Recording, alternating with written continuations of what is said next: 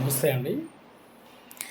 ఇప్పటివరకి మనకి private ఇన్‌స్టిట్యూషన్స్‌లో work చేసేటువంటి teachers గురించి గానీ, లెక్చరర్స్ గురించి గానీ, మనకి అసలు ఇష్యూ తీసినటువంటి ఛానెల్స్ నేను ఇప్పటివరకి చూడలేదు. రీసెంట్‌గా నేను సిఆర్‌టీవీ చిరంజీవి గారు ఈ ఇష్యూ పైన మాట్లాడారు.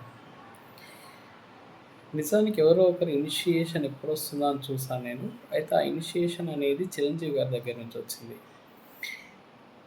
నిజానికి ప్రైవేట్ టీచర్స్, ఎస్పెషల్ ఎడ్యుకేషన్ ఇన్‌స్టిట్యూషన్స్‌లో వర్క్ చేసేటువంటి ఎంప్లాయీస్ 12 మంత్స్ సాలరీస్ తీసుకోవాలి అనంటే, వాళ్ళు క్యాంపెయినింగ్‌లో టార్గెట్ రీచ్ అవ్వాలి. ఆ టార్గెట్ అనేది పర్ఫెక్ట్‌గా వాళ్ళు పెట్టిన 10 అడ్మిషన్సా, 15 అడ్మిషన్సా ఖచ్చితంగా చేయాలి. లేకపోతే సాలరీస్ ఉండవు. 12 మంత్స్ ఫీజ్ కలెక్ట్ చేస్తున్నట్టు స్టూడెంట్స్ నుంచి కలెక్ట్ చేస్తున్నాయి. 12 మంత్స్ సాలరీస్ ఇవ్వడం. ఇంకొకటేంటంటే పెద్ద స్కూల్స్‌లో సాలరీస్ హెవీ అయితే ఉండవు. బట్ ఫీజెస్ చూడండి చాలా హెవీ ఉన్నాయి.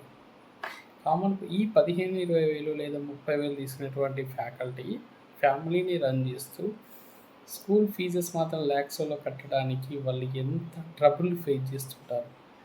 అట్లాంటి వాళ్ళకి మినిమమ్ 12 మంత్స్ సాలరీస్ అనేది లేకపోతే వాళ్ళు ఎంత ప్రాబ్లమ్స్ ఫేస్ చేస్తారు అనేది అది అనుభవించేవాడికి మాత్రమే తెలుస్తుంది.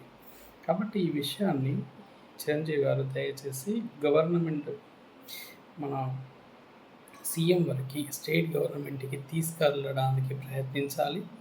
ఇది ఎక్కడి వరకు చేరవలసిందిగా కోరుతున్నాము. అండ్ ఈ ఇష్యూ పైన మాట్లాడినందుకు, ఇనిషియేషన్ తీసుకున్నందుకు స్పెషల్ థ్యాంక్స్ చిరంజీవి గారు. Thank you so much.